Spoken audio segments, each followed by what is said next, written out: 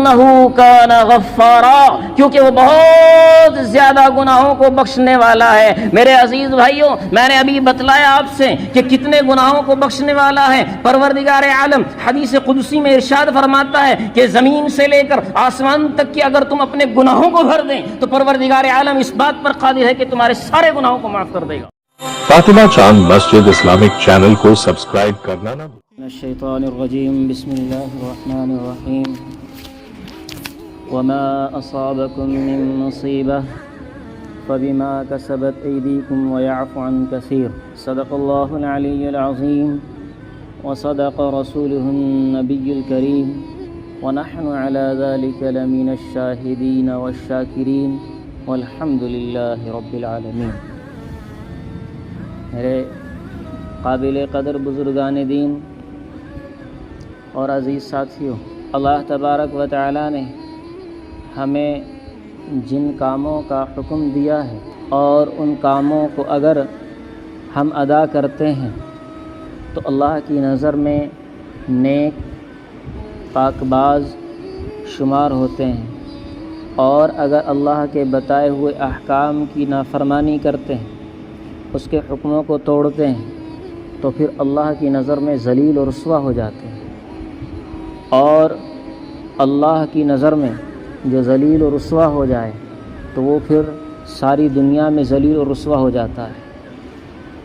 اپنے خیال میں وہ یہ تصور کرتا ہے کہ لوگ اسے عزت دے رہے ہیں، وہ یہ خیال کرتا ہے کہ اس کے پاس قوت ہے، طاقت ہے، جاہ و جلال ہے، لیکن اللہ نے جسے ذلیل کر دیا، جو خدائے وحدہ لا شریک لہ کی نظر میں ذلیل ہو جائے، رسوا ہو جائے، اللہ تبارک و تعالیٰ پھر اسے پوری زمین پر رسوا کر دیتے ہیں۔ کیوں؟ کیونکہ یہ وہ بندہ ہے جس نے اللہ کے حکموں کی نافرمانی کی ہے۔ اسی طرح اگر کوئی شخص اللہ کے احکام پر عمل کرتا ہے، اللہ کے بتائے ہوئے حکموں پر عمل کرتا ہے، جیسا اللہ نے کرنے کا حکم دیا ویسا ہی وہ کرتا رہتا ہے، تو پھر وہ اللہ کی نظر میں محبوب بن جاتا ہے، وہ اللہ کی نظر میں عزت والا بن جاتا ہے۔ اور جو شخص اللہ کی نظر میں عزت والا بن جائے، محبوب بن جائے، تو پھر اللہ تبارک و تعالیٰ اسے ساری زمین پر محبوب بنا دیتا ہے، اس کی محبت لوگوں کے دلوں میں ڈال دیتا ہے۔ لاکھ دشمن اس کی مخالفت کرنا چاہے، لاکھ لوگ کوشش کرے کہ یہ ذلیل ہو جائے، لیکن نہیں۔ کیوں؟ کیونکہ عزت اور ذلت کا مالک اللہ ہے، عزت و ذلت کا مالک اللہ ہے، جاہ و جلال و قدرت و طاقت ہر شے اس کے قبضے میں ہے۔ تو جو مالک اس چیز پر قادر ہے کہ جسے چاہے اسے عزت دے اور جسے چاہے ذلت دے، تو پھر کون ہے جو اللہ کے خلاف جا کر کسی شخص کو عزت و ذلت دے سکتا ہو؟ تو پتہ لگا اللہ کے احکام پر عمل کرنے والا شخص ہی عزت دار اور محبوب بنتا ہے، اور اللہ کی نافرمانی کرنے والا ذلیل و رسوا ہوتا ہے۔ اور یہ رسوائی اس حد تک پہنچ جاتی ہے کہ وہ انسان اپنے ذہن سے یہ بھی نکال دیتا ہے کہ میں اللہ کی نافرمانی کر رہا ہوں، یعنی وہ اتنے گناہ کرنے لگتا ہے، گناہ کرنے کی عادت اس کو اتنی ہو جاتی ہے کہ اس کے ذہن میں گناہ ہونے کا تصور بھی نہیں رہتا۔ جیسے ایک شخص شروع میں بیڑی پینا شروع کرتا ہے جی، تو اسے دیتے ہیں تو منع کرتا ہے کہ نہیں، یہ نقصان دیتی ہے، اس میں نشہ ہے۔ تو جو پلاتا ہے وہ کہتا ہے کہ نہیں، اس سے کچھ نہیں ہوتا، لیکن وہ ایک دو مرتبہ پیتا ہے، پھر یہ ہوتا ہے کہ وہ اتنی پینے لگتا ہے کہ اس کے ذہن سے بھی نکل جاتا ہے کہ بیڑی سے بھی کوئی نشہ ہوتا ہے، بیڑی کوئی تکلیف دیتی ہے۔ یہی حال اعمال کا ہے۔ اگر گناہ کرنے لگا ہے تو گناہ کرتے کرتے اس کی طبیعت کے اندر یہ ہو جاتا ہے کہ وہ گناہ کرنا بھی اس کے لیے ایسا ہو جاتا ہے گویا کہ گناہ کر ہی نہیں رہا۔ شراب پینے والا شخص شراب پی رہا ہوتا ہے، لیکن وہ یہ خیال نہیں کرتا کہ یہ گناہ ہے، اس کے ذہن سے، اس کے خیالات سے یہ بات نکل چکی ہوتی ہے، محض لذت ہے، محض اسے سکون مل رہا ہے، محض اسے اچھا لگ رہا ہے۔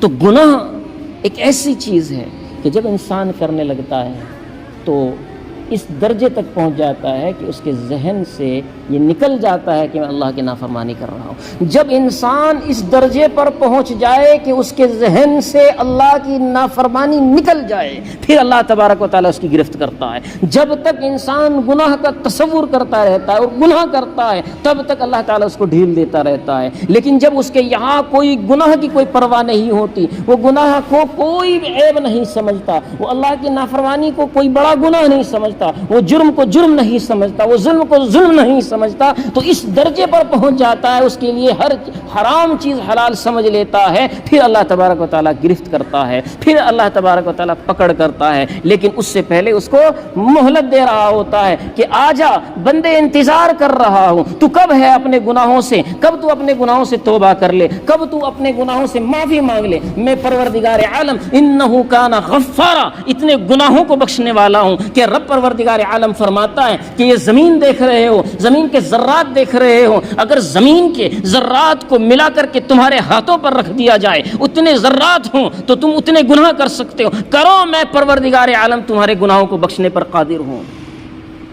سمندر کا پانی کتنا ہوگا، اس پانی کے اندر جو جھاگ ہوتی ہے، اگر تمہارے گناہ سمندر کے جھاگ کے برابر ہو جائے، میں پروردگار عالم اس بات پر قادر ہوں کہ تم ہاتھوں کو اٹھاؤ اور میں ان تمام گناہوں کو معاف کر دوں۔ لیکن کب تک؟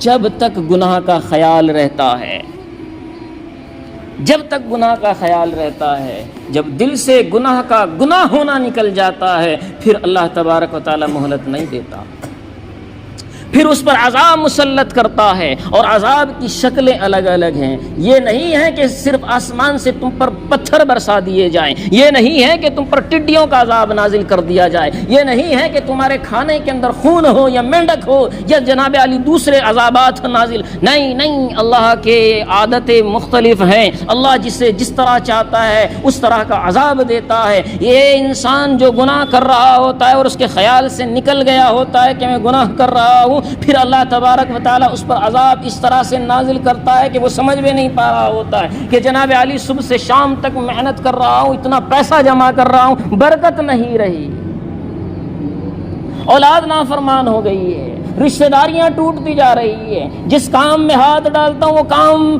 ریزہ ریزہ ہوتا جا رہا ہے۔ حضرت کوئی تعویذ کر دو، حضرت تعویذ نہیں کریں گے، اور پروردگار عالم جو عزت دینے والا، جو روزی دینے والا، اس سے تو نے بغاوت کی ہے، اس سے دوستی کرنی پڑے گی، اس سے دوستی کرنی پڑے گی۔ میرے عزیز ساتھیو، یہ اس دوستی کا نام ہے استغفار، اپنے گناہوں سے توبہ کا نام ہے استغفار۔ استغفار کتنا بڑا عمل ہے۔ قرآن کریم میں 5 آیات مبارکہ اس طرح نازل ہوئی ہے کہ جن کی تفسیر میں حضرت حسن بصری رحمہ اللہ تعالی یوں نقل فرماتے ہیں کہ حضرت امام حسن بصری رحمہ اللہ تعالی کے پاس مختلف اشخاص آئے، آ کر کے سوال کرنے لگا، حضرت قحط سالی ہے، میرے ملک میں، میرے شہر میں پانی نہیں برس رہا ہے، اور پانی کی وجہ سے پورا شہر پریشان ہے، انسان پریشان ہے، جانور پریشان ہیں، چرند پرند پریشان ہیں، کوئی دعا فرمائے، کوئی وظیفہ فرمائے۔ تو حضرت امام حسن بصری رحمہ اللہ تعالی نے ایک وظیفہ فرمایا کہ جاؤ استغفار کرو۔ دوسرا شخص آیا، حضرت بہت پریشان ہوں، کیا مسئلہ ہے؟ کہ میری اولاد نہیں ہو رہی ہے، اولاد سے محروم ہوں، مجھے کوئی وظیفہ بتائے، کوئی دعا بتائے۔ حضرت امام حسن بصری رحمہ اللہ تعالی نے فرمایا استغفار کرو۔ کیا کرو بھائی؟ استغفار کرو۔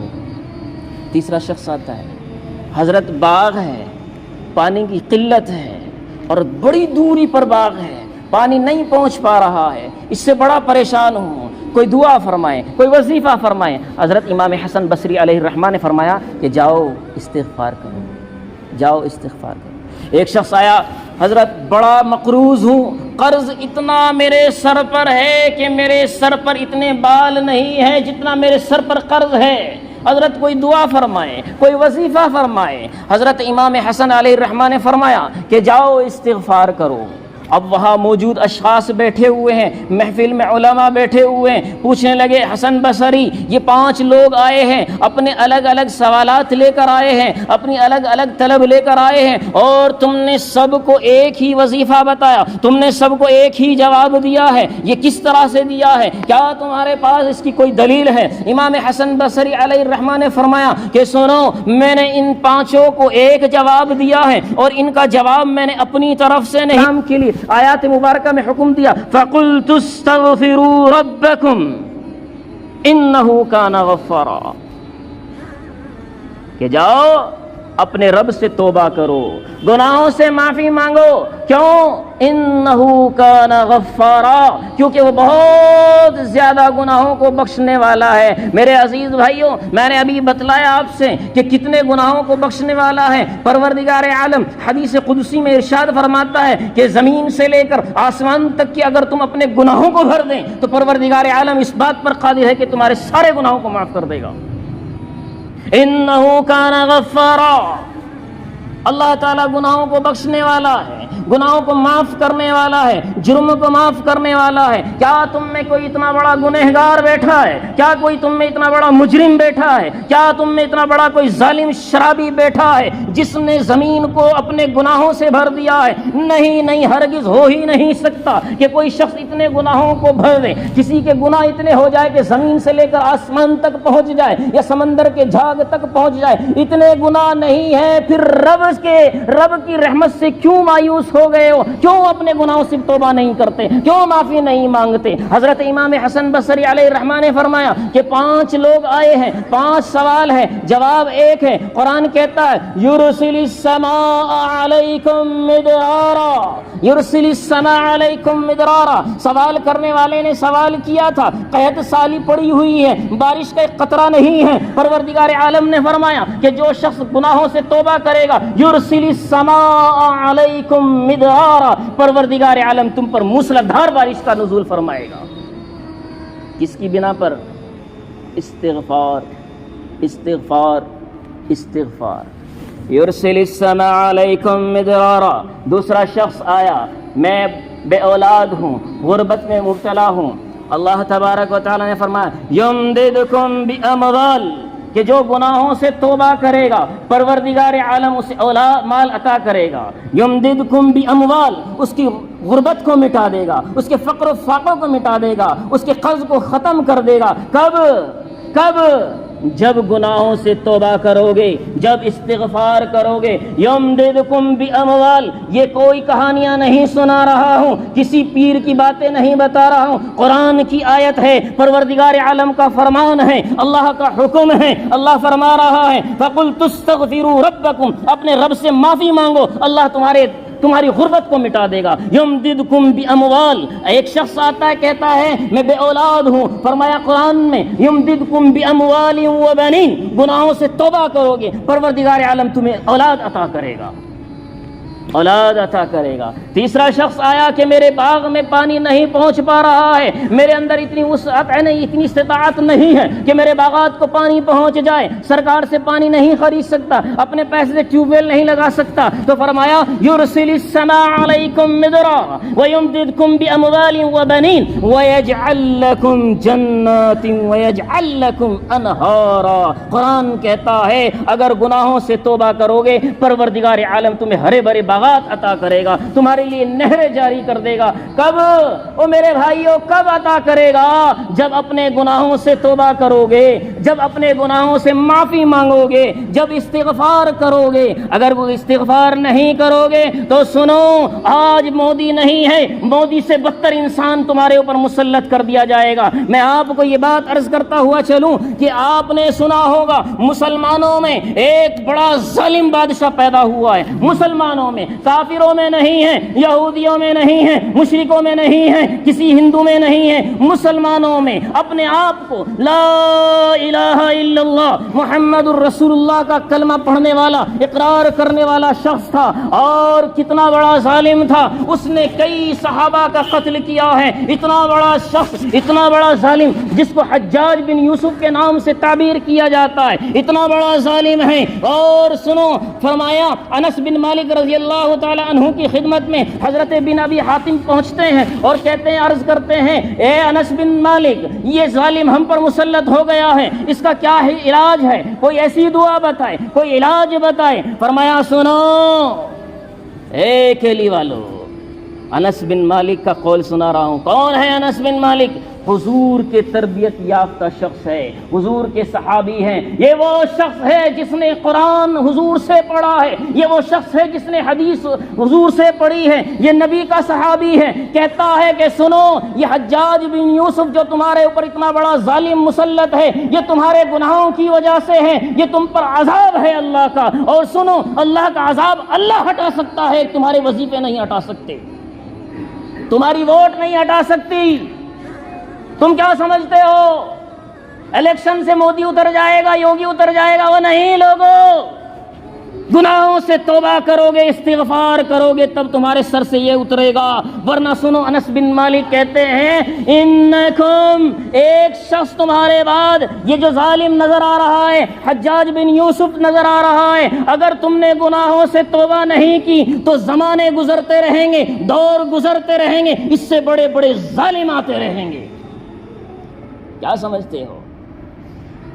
کیا سمجھتے ہو؟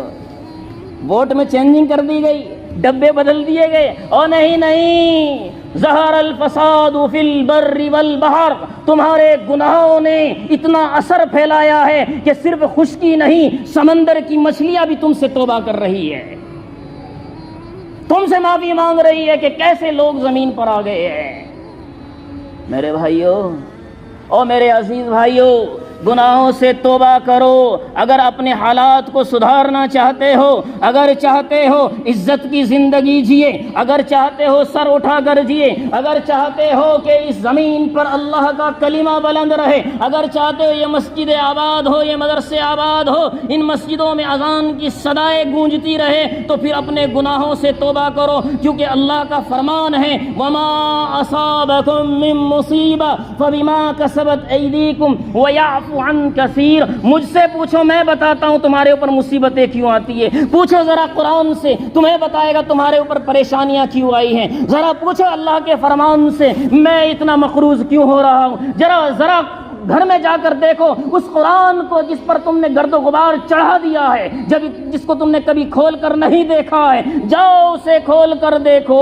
اس قرآن میں 25ویں پارے میں پروردگار فرما رہا ہے، او میرے بندے، وما اصابکم من مصیبہ فبما کسبت ایدیکم، اس تیرے اوپر جو مصیبتیں آ رہی ہیں، تیرے اوپر جو پریشانیاں آ رہی ہیں، تیرے اوپر جو حالات آ رہے ہیں، یہ تیرے کالے گناہوں کی وجہ سے ہے، یہ تیرے کالے کرتوت کی وجہ سے ہے۔ مجھے پوچھنا چاہتا ہے میں پروردگار کیسا ہوں؟ وَيَعْفُ عَنْ كَثِيرٍ، وہ گناہ، او میرے بھائیو، وہ گناہ جسے تمہارے سوا کوئی نہیں دیکھ رہا، پروردگار اسے بھی دیکھ رہا ہے، پھر بھی تمہیں کیا کر رہا ہے؟ معاف کر رہا ہے۔ صبح سے لے کر شام تک تم جو نافرمانیاں کر رہے ہو، اللہ دیکھ رہا ہے، اس کے باوجود تمہیں معاف کر رہا ہے۔ کیوں؟ اللہ کی عادت ہے، کیا ہے؟ الرحمن الرحیم، اللہ درگزر کرتا رہتا ہے، معاف کرتا رہتا ہے، جب تک کہ تمہارا آخری سانس نہ نکل جائے۔ جس دن تمہارا آخری سانس ہوگا اس دن تم لاکھ توبہ کر لو، پروردگار عالم توبہ قبول نہیں کرے گا۔ آخری سانس ہوگا، کوئی کلمہ پڑھنا چاہے کوئی کلمہ قبول نہیں ہوگا، کوئی نمازیں پڑھنا چاہے نمازیں قبول نہیں ہوگی۔ اب زندگی ہے، اب مہلت ہے، اب وقت ہے، ہر گناہ سے توبہ کر لو، ایک ایک جرم سے معافی مانگ لو، ایک ایک ظلم سے معافی مانگ لو، جن لوگوں کا دل دکھایا ہے ان سے جا کر معافی مانگ لو۔ جب تک تم اپنے بھائیوں سے جن سے دشمنی کر رکھی ہے، جن کا حصہ اور حق مار رکھا ہے، جب تک ان سے معافی نہیں مانگو گے، پروردگار عالم کے دربار میں پڑے رہنا ایک سجدہ بھی قبول نہیں ہوگا۔ اس لیے اپنے ان بھائیوں سے معافی مانگو، قریبی ہو، رشتہ دار ہو، دور کا ہو، دوست ہو، کوئی بھی ہو، مسلمان ہو یا غیر مسلم ہو، کوئی بھی انسان ہو جس کا تم نے دل دکھا رکھا ہے، آج ہی جا کر کے سب سے پہلے ایک عمل کرنا ہے کہ اس سے معافی مانگنی ہے، اس کے بعد پروردگار عالم سے معافی مانگو گے، اللہ تبارک و تعالیٰ سے امید ہے کہ اللہ تعالیٰ ہم سب کی سرفرازی و کامیابی کے راستے کھول دے گا۔ اللہ تعالیٰ سے دعا ہے کہ اللہ تعالیٰ ہم سب کو کہنے سے زیادہ عمل کرنے کی توفیق نصیب فرمائے۔ وآخر دعوانا الحمدللہ رب العالمین۔